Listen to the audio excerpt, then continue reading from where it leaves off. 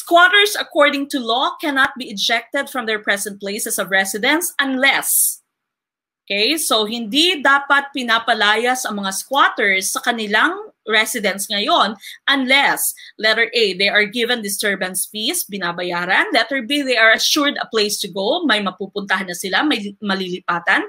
Letter C, there is livelihood in the relocation place, may pagkakakitaan sila sa kanilang relocation place, so meron silang trabaho. Letter D, both B and C. Okay, so many of you for number 11 are saying that the answer is letter D, and you are correct. Okay, letter D, both B and C. So they are assured a place to go and there is livelihood in the relocation place. So dapat meron na silang malilipatan at meron silang trabaho sa kanilang malilipatan.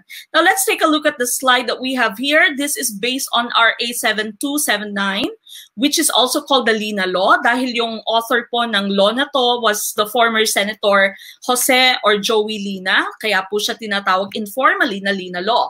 Sabi dito ng RA 7279, the government should uplift the conditions of the underprivileged and homeless citizens in urban areas and in resettlement areas by making available to them decent housing at affordable cost, basic services, and employment opportunities.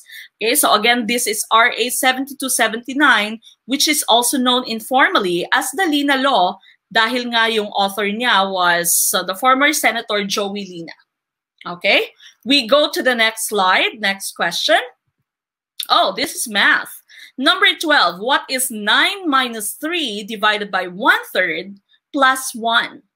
Okay, again, this is 9 minus 3 divided by 1/3 plus 1. Is it A, 3, B, 9, C, 1, or D, 7? Ito po yung tinatawag nating order of operations o tinatawag po nating MDAS.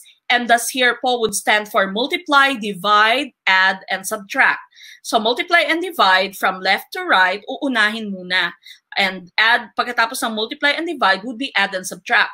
Ngayon po, meron na siyang mga variations, tinatawag na siyang PEMDAS ngayon. PEMDAS here would stand for parenthesis. So, unahin natin yung mga numbers na nasa parenthesis. Exponents, alam naman po ninyo kung ano yung exponents, yung mga power, squared, cube, okay, so those are your exponents. Then you go with your multiply, divide, then the last one would be add and subtract from left to right.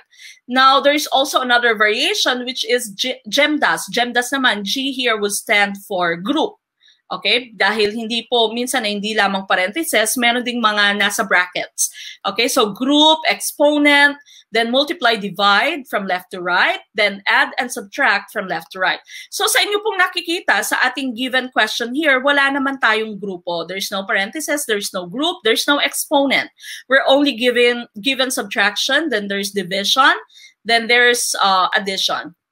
Okay, so we take a look at our mathematical equation here again. That's 9 minus 3 divided by 1/3 plus 1. So we have our division here. That's 3 divided by 1/3. So that means ito po yung ating uunahin. Now we know that when you are dividing fraction or a fraction with a certain number, all you need to do is to multiply that number with the reciprocal of your fraction. So kukunin po natin yung reciprocal ng ating fraction. If it's 1/3, ang sinasabi po nating reciprocal, yung numerator po niya ay magiging denominator, yung denominator naman po niya ang magiging numerator natin. So that means ang reciprocal ng ating 1/3 would be 3.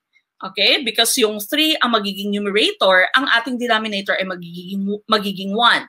Okay? So that means we multiply 3 by the reciprocal of 1/3, which is 3. Okay? So yung ating equation ay magiging 9 minus 3 multiplied by 3. 3 na po, and multiplication na dahil nga kinuha natin yung reciprocal ng ating 1/3. And we multiplied 3 by it instead of dividing it. Okay, so your mathematical equation now is 9 minus 3 times 3 plus 1. So again, following MDAS, mauuna pa rin po itong multiplication. So that means we multiply 3 by 3 first. So your math equation now is going to become 9 minus 9.